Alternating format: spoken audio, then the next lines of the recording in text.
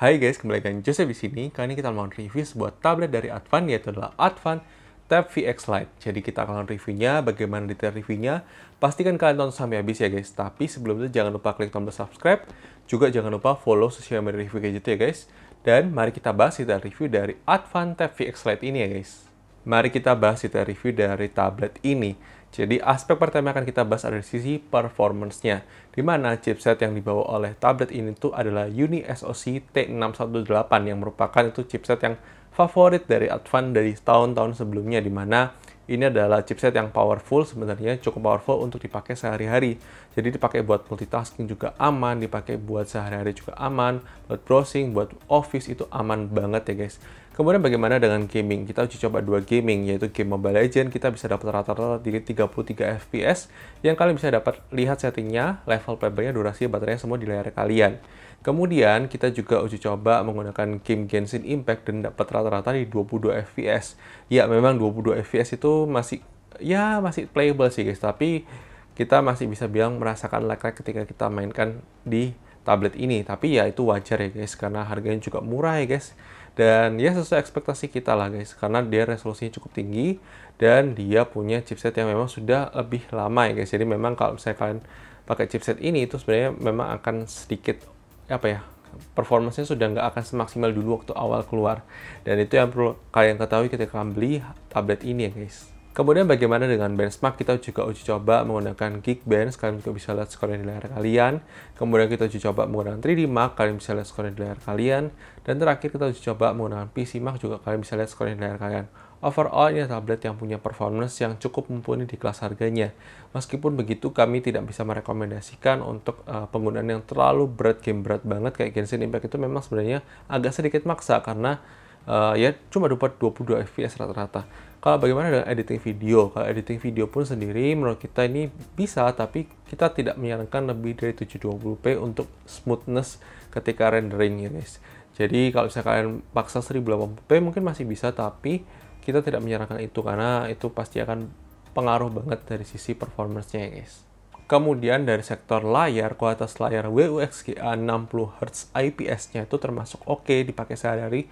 Cuma yang kita agak sayangkan adalah masih menggunakan wideband tipe L3, di mana itu Netflix LTE-nya maksimal di 540p. Sangat disayangkan banget, pada layar ini harusnya nyaman untuk dipakai buat nonton, tapi ya untuk Netflix maksimal di 540p ya guys. Kemudian kualitas dual speaker di tablet ini termasuk cukup baik di kelas harganya, meskipun memang bukan yang terbaik, tapi menurut kita masih acceptable di kelas harganya. Dan oke lah guys, kalau misalnya kalian mau penasaran dengarkan sampel audio seperti apa, silahkan cek video unboxingnya guys. Kemudian dari sektor baterai life sendiri, menurut kita termasuk ya cukup terasa penurunannya agak cepat, tapi ternyata bisa dipakai untuk seharian selama kalian tidak pakai buat gaming ya guys. Kalau kalian cuma pakai buat nonton, buat browsing, itu masih aman. Bisa, kalau secara benchmark kita bisa tembus sampai 11 jaman untuk satu kali charge dari 100% ke sekitar 20%-an ya guys. Dan itu sesuatu yang cukup bagus untuk kelas harganya guys. Kemudian dari sisi waktu charging sendiri, tablet ini hanya support 10 watt fast charging, yang dimana butuh waktu 3,5 jam untuk full charge ya guys. Kemudian dari sektor kamera, menurut kita kualitas kamera di tablet ini masih agak sedikit kurang, tapi ya masih bisa dipakai untuk kebutuhan Zoom meeting atau Google Meet, tapi ya kita menyarankan kalian harus pakai lighting yang proper ya guys. Hai guys, kali ini kita menguji coba kamera depan dari Advan Tab VX Lite, kurang lebih seperti ini untuk kualitas kamera depannya. Dan ini kondisi lampu studio nyala semua ya guys, dan kondisi seperti ini aja kualitas gambarnya diberikan seperti ini. Agak kurang banget ya guys, kalau misalnya tanpa lampu pun pasti akan lebih parah lagi noise-nya, dan lebih nggak kelihatan lagi mukanya kita mungkin ya. Tapi ya silakan sudah komentar mengenai kualitas kamera depan dari Advan Tab VX Lite ini ya guys, silakan. Oke guys, kali ini kita menguji coba kamera belakang dari Advan Tab VX Lite ini, kurang lebih seperti ini untuk kualitas gambarnya.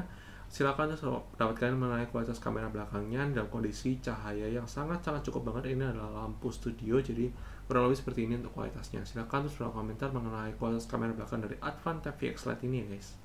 Kemudian dari sisi desain dan build quality termasuk bagus banget, bahkan menurut kita di build quality di tablet ini tuh lebih bagus daripada kakaknya yang versi tanpa light ya guys. Kemudian hal-hal penting yang perlu kalian ketahui ya guys. Yang pertama, di mana tablet ini tidak memiliki fitur security fingerprint ataupun face unlock ya guys. Jadi kembali lagi ke cara lama, jadi pakai swipe, pakai pin, pakai screen apa yang lock screen yang pakai gesture itu.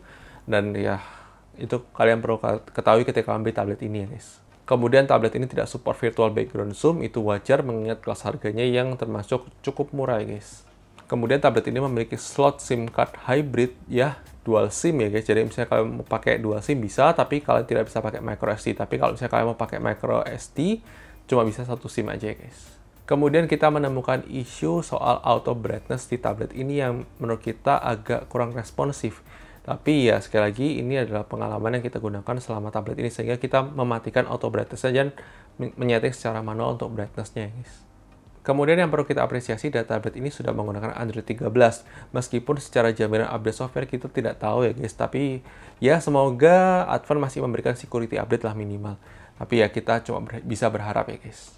Kemudian tablet ini tidak memiliki desktop mode, yang artinya kalian tidak bisa merubah jadi PC mode. Ini wajar mengingat kelas harga 2 jutaan belum pernah ada tablet resmi Indonesia yang bisa untuk PC mode ya guys. Kemudian tablet ini tidak support display out USB Type-C. Jadi untuk MHL tidak support, tapi kalian masih bisa pakai share screen untuk ke Chromecast kalian, ke TV kalian, ke proyektor yang memang mendukung untuk Chromecast ya guys. Itu dia tadi adalah detail review dari tablet ini. Menurut kalian apakah menarik atau tidak untuk kalian beli? Kalau menurut kita sendiri, tablet ini sebenarnya layak kok guys untuk kalian beli. Dari sisi build quality termasuk bagus, dari sisi desain juga oke, dan feels untuk penggunaan sehari itu nyaman banget, lancar banget, tidak ada masalah. Tapi memang kalau misalnya kalian incer tablet ini buat gambar-gambar, buat nulis-nulis, saran saya sih ambil Advan Sketsa 2. Menurut kita tuh lebih worth it untuk penggunaan stylus karena dia sudah memang dedicated ada stylusnya, sedangkan di sini tidak ada stylusnya. Meskipun kita sudah uji coba stylus pun itu masih kurang maksimal untuk penggunaan untuk menulis ya khususnya. Dan ya itu yang perlu kalian ketahui ketika beli tablet ini. Dan thank you sudah nonton video ini, dan jangan lupa like video kalau kalian suka, dislike aja kalau kalian suka, dan sampai ketemu di video selanjutnya guys. Oke guys, bye bye.